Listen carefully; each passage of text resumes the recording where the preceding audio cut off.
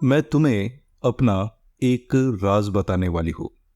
उसने अपने हाथ में पकड़े हुए ग्लास से ड्रिंक लेते हुए कहा, मैं एक सर्च एंड रेस्क्यू टूरिस्ट हूँ। क्या? मैं बार में हो रहे शोर की वजह से कुछ सुन नहीं पा रहा हूँ। हाँ, तुमने सही सुना। वो मेरी ओर झुकी और बोली, अच्छा, अब तुम ही बताओ, तुमने न्यूज में आजकल क्या देखा है? Crime, corruption, murder.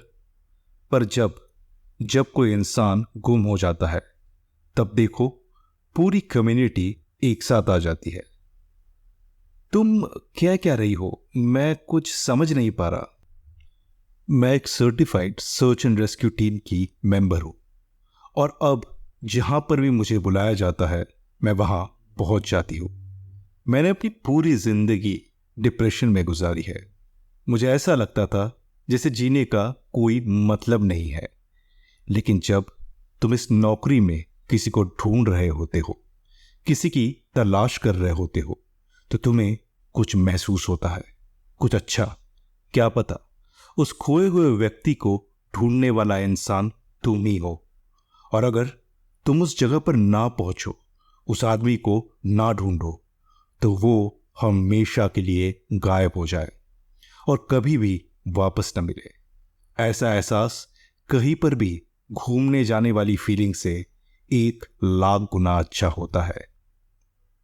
ये बातें मेरी गर्लफ्रेंड रॉक्सी के साथ हुई थी।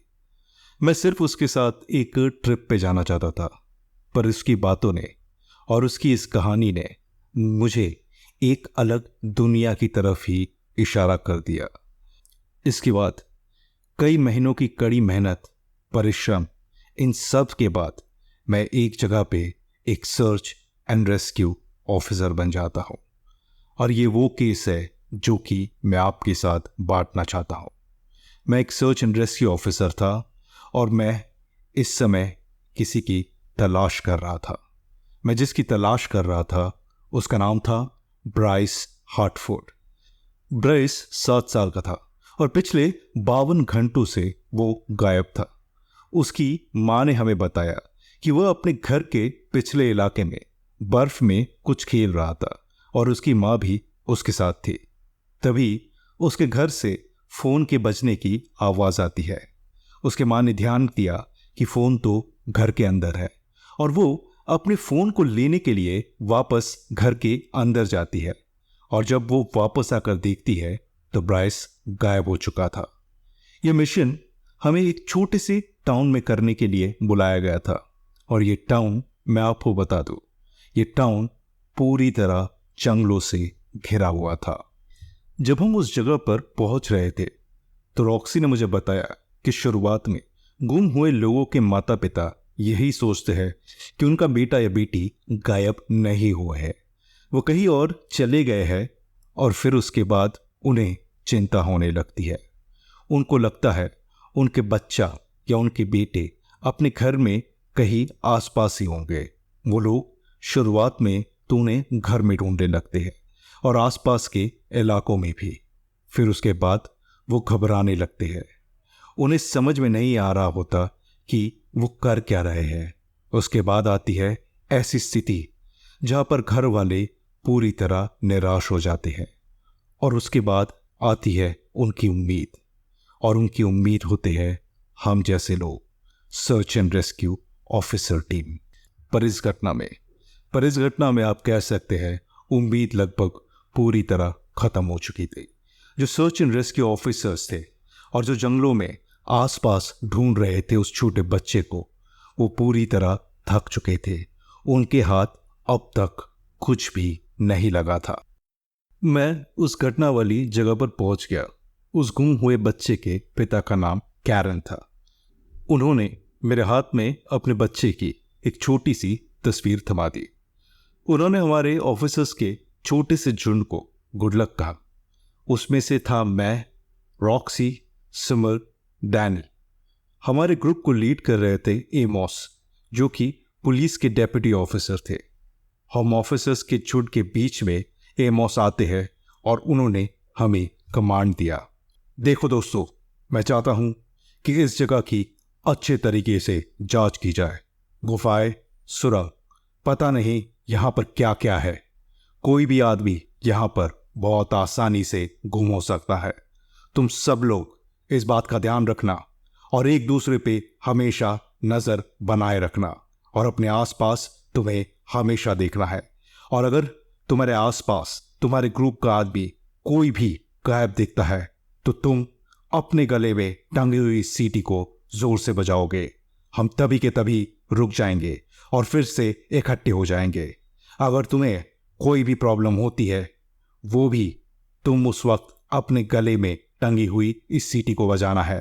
ध्यान रखो, हमें काफी लंबा रास्ता तय करना है। बहुत से लोग हर साल यहां पर गुम हो जाते हैं।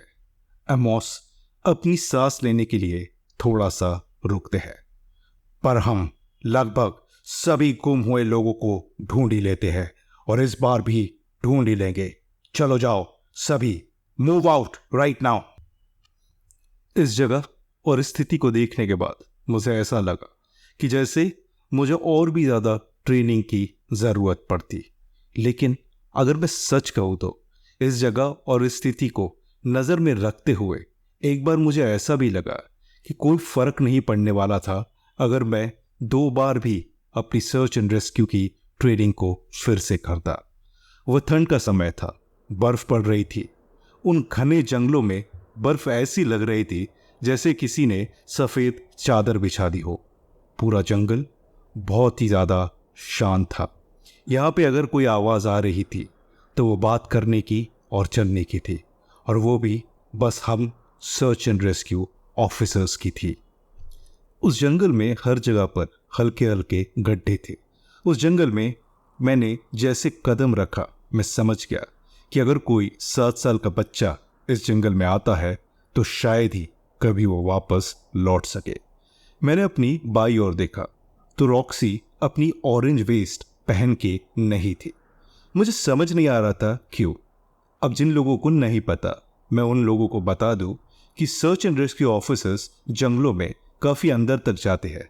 इस वजह से उनके गुम हो जाने के चांसेस काफी बढ़ जाते हैं, भले ही वो ट्रेन प्रोफेशनल हो। पर इसका मतलब ये नहीं कि उनसे गलती नहीं, और इस वजह से वो ऑरेंज वेस्ट उनको ढूंढने में काफी मदद करती है।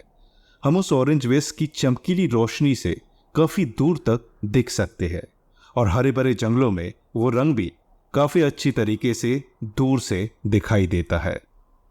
ठंड इतनी बढ़ चुकी थी कि मैं कपकपा रहा था। मुझे समझ नहीं आ रहा था कि मैं क्या करूं। मेरे कपड़े भी इतने मोटे थे, पर फिर भी मुझे ठंड लग रही थी और मैंने सीटी बजा दी। सीटी की आवाज सुनते ही वो सभी लोग एक चट्टान के बगल में आकर खड़े हो गए। वो सब मुझे देखने लगे। उन सब के चेहरों पर निराशा थी। मैं अपना और ब्रायस को ढूंढने का समय बर्बाद कर रहा था। मुझे खुद पर शर्मिंदगी महसूस हो रही थी। मैंने सोच लिया कि मैं ऐसा कुछ अब नहीं करूंगा। अब हम जंगल में काफी अंदर जा चुके थे और तभी मुझे बगल से झाड़ियों से किसी के खेलने की और खिलखिलाने की आवाज आती है। पलट के देखता हूं तो कोई छोटे से आकार का बच्चा लाल कलर की टोपी पहने हुए दौड़ते हुए जंगल के अंदर जा रहा था। मैंने बेवकूफी कर दी। मैं सीटी बजाना भूल गया और उस बच्चे के पीछे भागने लगा। मैं जोर से चिल्लाया, ब्रायस! ब्रायस के पीछे भागने लगा, पत्तियों को और झाड़ों को अपने बगल में करते हुए उसके पीछे दौड़ता जा रहा था और उसका नाम चिल्लाता रहा था। पर थोड़ी ही देर बाद वो गायब हो गया। मैंने अपने आसपास बहुत देखा, लेकिन वो मेरे आसपास नहीं था। ना ही मेरे आसपास मेरे दूसरे साथी थे और ना ही डेप्यूटी एमोस। तो मैंने तुरंत सीटी बजाई और सबको अपने पास बुलाया। मैंने सबको बताया कि मैंने अभी अभी क्या देखा था, पर किसी ने मेरी बात पर यकीन नहीं किया। मैंने जब सबको अपने पास बुला लिया तब डिप्टी एमोस ये कहते हैं कि लंच ब्रेक का समय हो गया है, चलो अभी सब खा लेते हैं। खैर, भूख तो मुझे भी लग रही थी। एक तो हम इतनी देर से चलते जा रहे थे, ऊपर से ये जंगल और ऊपर से इतना बर्फ कि हम तो ठीक से चल भी नहीं पा रहे थे। हम सभी एक चट्टान के बगल में आ जाते हैं। हम सब ने एक आग जलाई और उस आग के चारों ओर बैठकर खाना खाने लगे। रॉक्सी खाना खाते हुए मुझसे बोली, तुम्हें शायद इसकी आदत नहीं है। रॉक्सी आगे बोली, ये जगह बड़ी अजीब है, बहुत शांत, किसी छोटे शहर की तरह लगती है। एमोस कहता है, हाँ।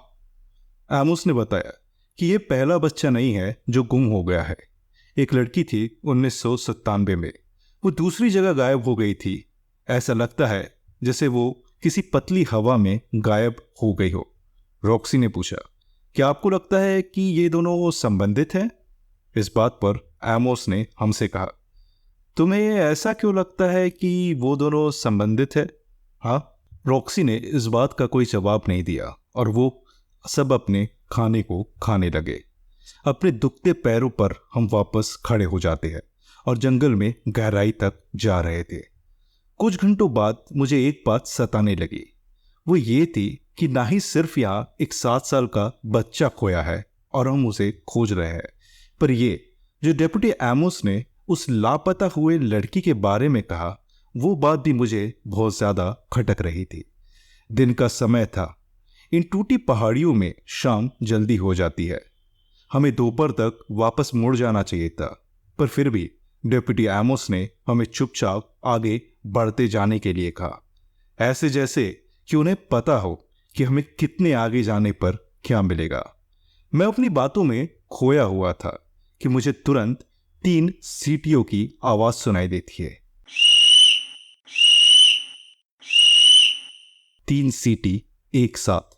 मैं एक जगह जम गया। मुझे समझ नहीं आ रहा था कि इन 3 सीटियों का एक साथ बजना, इसका क्या मतलब होता है। रॉक्सी मेरे बाएं ओर से दौड़ते हुए आई। वो पूछ रही थी कि क्या चल रहा है। मैंने उसे बताया कि सीटियों की आवाज मुझे अभी अभी आई है। मैं और रॉक्सी उस जगह पर पहुंचे जहां से वह आवाज आई, लेकिन तब तक वह जगह पूरी तरह खाली हो चुकी थी। इवन एमोस और सिमर, हमें कोई भी दिखाई नहीं दे रहा था। हम उनका नाम पुकार रहे थे, अपनी सीटी बजा रहे थे, उस जगह को अच्छे से छान रहे थे, पर कोई फायदा नहीं हुआ। मैंने रॉक्सी से पूछा कि क्या उसके साथ ऐसा पहले कभी हो चुका है। रॉक्सी मेरे ऊपर ध्यान नहीं दे रही थी। वो अपने हाथ में एक जीपीएस पकड़े हुए थी, जिसे मैं अच्छे से देख पा रहा था। वो खराब हो चुका था। वो अलग अलग दिशाओं की ओर इशारा कर रहा था। रॉक्सी ने तुरंत जीपीएस को बैग में रखा और एक मैप को बाहर निकाला। मैंने रॉक्सी से पूछा, हम इस तरह की स्थिति में क्या करते हैं? रॉक्सी ने जवाब दिया कि हमें वापस जाना होगा। अब रात होने लगी थी। चारों ओर अंधेरा होने लगा था। एक तो घना जंगल, ऊपर से इतनी कड़कती ठंड और उसके ऊपर रात का अंधेरा। हम दक्षिण की ओर चलते हुए जा रहे थे। हमने एक छोटा सा कैंप भी लगा लिया और हमने लाइट्स के लिए एक लैम्प का इस्तेमाल किया था।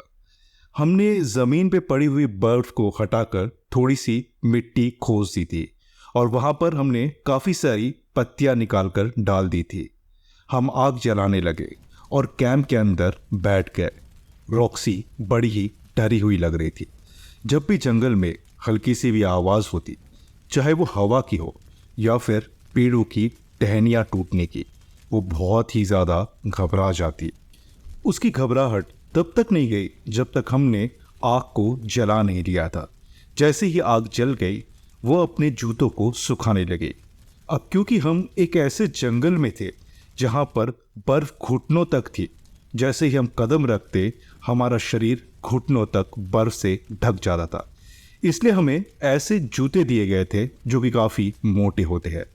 रॉक्सी अपने जूतों को सुखाने लगी। हम टेंट के अंदर एक ब्लैंकेट में बैठ गए थे। मैं डिप्टी और बाकी लोगों के बारे में सोच रहा था जो कि हमसे बिछड़ गए थे। मैं खुद को तसल्ली दे रहा था कि कल हम वापस सुबह टाउन में चले जाएंगे और फिर एक बहुत ही बड़ी सर्च एंड रेस्क्यू टीम बनाकर हम यहाँ वापस ऑपरेशन करने आएंगे और हम बाकी के लोगों को ढूंढ लेंगे, जो कि हमारे डिप्टी, बाकी के साथी और ब्राइस भी है। मैं अपने ख्यालों में खोया हुआ था। तभी मुझे एक आवाज आती है, मदद करो। यह आवाज किसी बच्चे की थी। यहां बहुत ठंड है, मेरी मदद करो। मैं सोचने लगा, कहीं मैं हैलुसिनेट तो नहीं कर रहा हूं। शायद मैं इतना थक चुका हूं कि मुझे कुछ भी आवाज सुनाई दे रही है। मैं ये सब सोच ही रहा था कि तभी फिर से, मेरी मदद करो। इतना सुनते ही रॉक्सी तुरंत खड़ी हो गई, लेकिन वो उस आवाज की ओर भाग नहीं रही थी। उसने आग में से एक जलती हुई लकड़ी को उठा लिया और अपने पैंट्स में से एक पिस्तौल निकाल लिया। मुझे समझ नहीं आ रहा था कि वो कर क्या रही थी। ब्राइस, मैं वापस से चिल्लाया, मेरी मदद करो, यहां बहुत ठंड है, मेरी मदद करो। उस घने जंगल में यह आवाज कहां से आ रही थी, मैं कुछ समझ नहीं पा रहा था। हमें वहां जाना होगा, हमें उसे बचाना होगा रॉक्सी। शांत रहो, बिल्कुल भी आवाज मत करो, समझे? मेरी गर्लफ्रेंड मुझे शांत करते हुए बोली। मेरी मदद करो। अब आवाज हमारे कैंप से बस कुछ ही मीटर दूर आई थी। आवाज हमारे कैंप के पिछले जगह से आई थी। मैं मुड़ा तो मैंने देखा कि वहां पर कुछ नहीं था। ब्राइस, सब ठीक हो जाएगा, हम तुम्हें ही ढूंढ रहे हैं, हम तुम्हारी मां के दोस्त हैं, मैं चिल्लाते हुए बोला। रॉक्सी धीमी आवाज में मुझ पर गुस्सा करते हुए बोली, तुम ये क्या कर रहे हो? ये ब्राइस नहीं है। अगर ये ब्राइस नहीं है तो और कौन होगा? मैं चिड़चिड़ा कर बोला।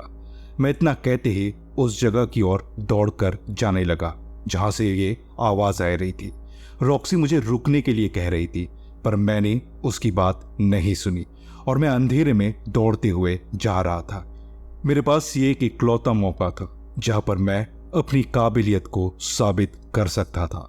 मैंने पूरे मिशन में सिर्फ गलतियां ही की थी, पर मैं और गलती नहीं करना चाहता था। मैं उस आवाज के पीछे दौड़ता गया। पता नहीं कितनी देर तक मैं इतनी दूर आ चुका था कि मेरी कैंप की फायर मुझे किसी मोमबत्ती जैसी दिखाई पड़ रही थी।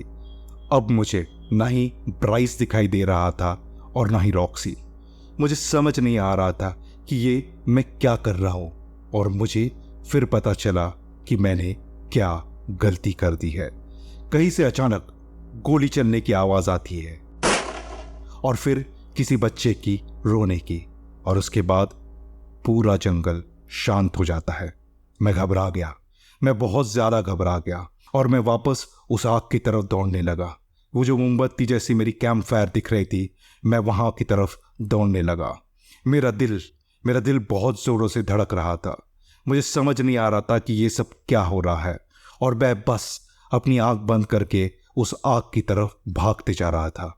मैं जैसे ही वहां पहुंचा, अब मुझे वहां पर रॉक्सी दिखाई नहीं देती है। मैं जोर जोर से चिल्लाने लगा, रॉक्सी के लिए आवाज लगाने लगा। मुझे समझ नहीं आ रहा था कि वो अचानक कहाँ गायब हो गई है। मैं तब तक चिल्लाता रहा जब तक मेरा गला खराब नहीं हो गया। मैं उस आग से दूर नहीं गया। मेरा दिमाग काम करना बंद कर चुका था। मुझे समझ नहीं आ रहा था कि ये सब क्या हो रहा है।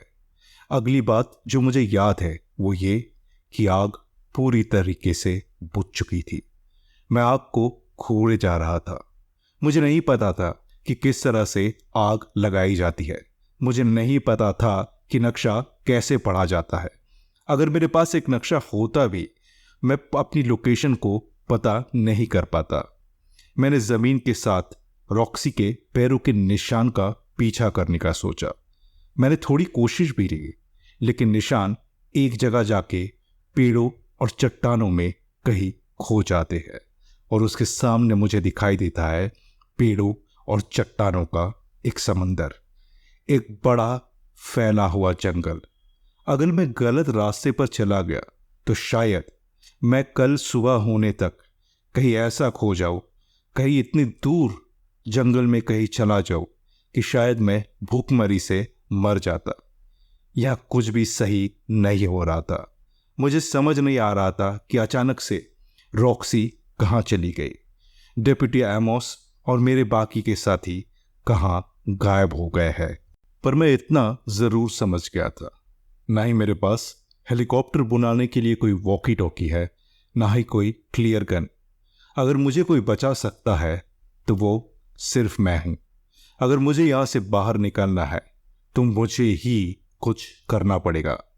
मैंने एक लकड़ी उठाई और फिर एक पगडंडी की ओर चलने लगा। मेरी उंगलियां ठंड की वजह से सुन्न हो गई थी। मैं उस लकड़ी को अपने हाथ में लेकर अच्छा महसूस कर रहा था। क्योंकि रॉक्सी दक्षिण की ओर जा रही थी, इसलिए मैं उस जगह की ओर आगे बढ़ने लगा, इसी उम्मीद में कि शायद मुझे वहां कोई लैंडमार्क दिखाई दे या फिर कुछ ऐसा जो मुझे यहां से बाहर ले जाने में मदद करे। एक बार फिर मैंने रॉक्सी को आवाज लगाई, पर मेरा गला इतना सूख चुका था कि मेरी आवाज अच्छे से अब निकल नहीं रही थी। मुझे पता नहीं चल रहा था कि उसके साथ क्या हो सकता था। क्या वो ब्राइस का पीछा करते हुए कहीं चली गई थी, या जो कुछ भी उन पेड़ों में था, क्या वो किसी तरह की लड़ाई में पड़ी हुई है। लेकिन अगर कोई लड़ाई हुई होती तो यहां हाथ पैर के निशान जरूर दिखाई देते, लेकिन ऐसा कुछ भी नहीं दिख रहा था जिससे मुझे यह पता चल सके और मुझे यह समझ में आ सके कि रॉक्सी के साथ हुआ क्या है।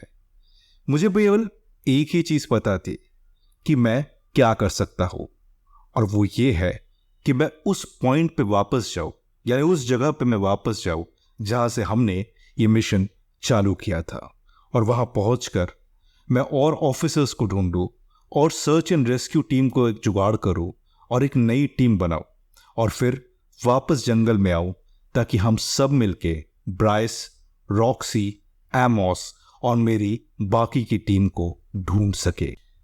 अब चलते चलते दोपहर होने वाली थी। मैं एक रास्ते के आखिरी छोर पर पहुंच चुका था। मुझे ऐसा लगा शायद मैं इस जगह पे पहले भी आ चुका हूं। यहां इतनी शांति थी कि मेरे दिल की धड़कन भी मुझे साफ सुनाई दे रही थी।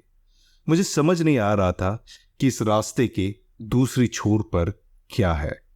ऐसा लग रहा था जैसे वहां कोई छोटी सी गुफा का मुंह है। मेरा दिमाग काम नहीं कर रहा था। मेरा दिल बहुत तेज धड़क रहा था। हलक में मेरी जान अटकी हुई थी।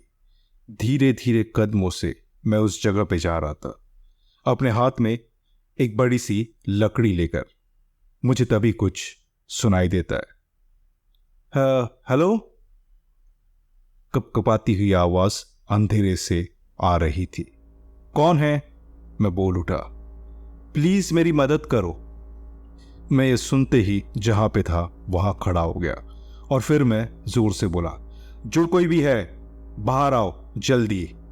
पता नहीं क्यों मुझे ऐसा लग रहा था जैसे मेरा शरीर पूरी तरह से अकड़ चुका है। ठीक है। भूरे बालों वाला एक लड़का जो कि लाल कलर की टोपी पहने हुए था, वो अंधेरे में से निकलकर मेरे सामने आ गया। मैं चौंक गया और मेरे मुंह से आवाज निकली, ब्राइस, ये क्या हुआ तुम्हारे साथ? ब्राइस कपकपाती हुई आवाज में बोला, मुझे नहीं पता, मुझे बस घर जाना है। उस छोटे से लड़के के चेहरे पर मिट्टी लगी हुई थी। उसके होठ लगभग नीले रंग के हो चुके थे। वो ठंड का शिकार बनते जा रहा था। मैंने उसका हाथ पकड़ा और ब्राइस मुझसे कहता है, क्या आपको घर का रास्ता पता है मिस्टर? तुम घबराओ मत, मैं हूं अब तुम्हारे साथ। मैं ब्राइस को दिलासा देते हुए ये कहता हूं। ब्राइस काफी कमजोर दिखाई दे रहा था। वो तो अच्छे से चल भी नहीं पा रहा था। जान तो मेरे अंदर भी ज्यादा नहीं थी, वरना मैं उसे अपने कंधे पे उठा लेता। हम दोनों काफी ज्यादा थक चुके थे और काफी देर तक चलने के बाद मुझे वो दिखाई देता है।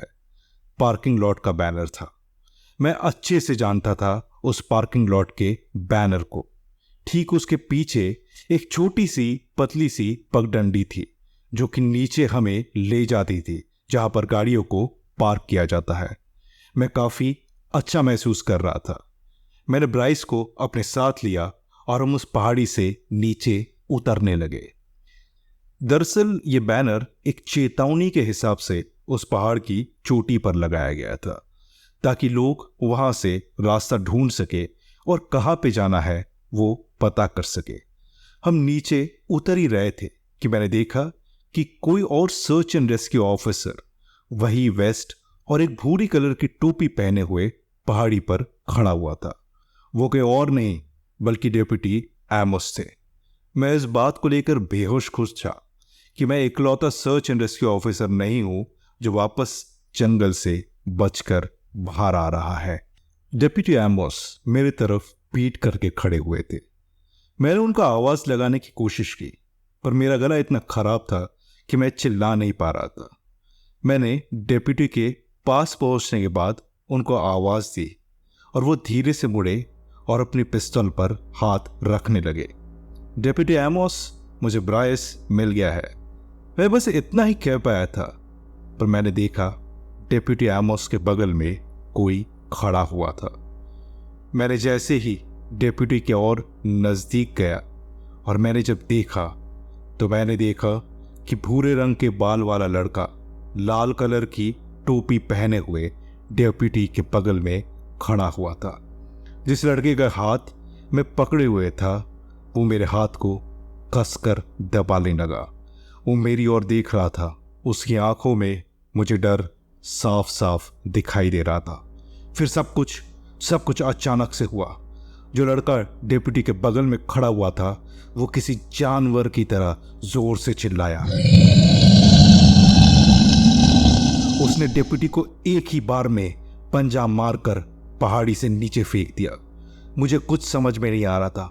मैं और मेरे पास खड़ा हुआ ब्राइस पूरी तरह क्लूलेस और घबराए हुए थे। और तभी पेड़ों के पीछे से गोलियां चलने की आवाज आती है और वो चीज जो डेप्यूटी के बगल में खड़ी हुई थी जिसने डेप्यूटी को पहाड़ से फेंक दिया था वो भागकर कहीं जंगल में गायब हो जाती है। हे भगवान, मैंने रॉक्सी को अपने पीछे से चिल्लाते हुए देखा। वो मेरी ओर दौड़ कर आई और उसने मेरा हाथ जोर से पकड़ लिया। वो गुस्से में मुझसे बोली, मैंने तुमसे कहा था ना कि वो ब्राइस नहीं है। पर मैं ही ब्राइस हूं। जिस लड़के ने मेरा हाथ पकड़ा हुआ था वो डरते हुए बोला, आप मुझे गोली तो नहीं मारेंगी ना?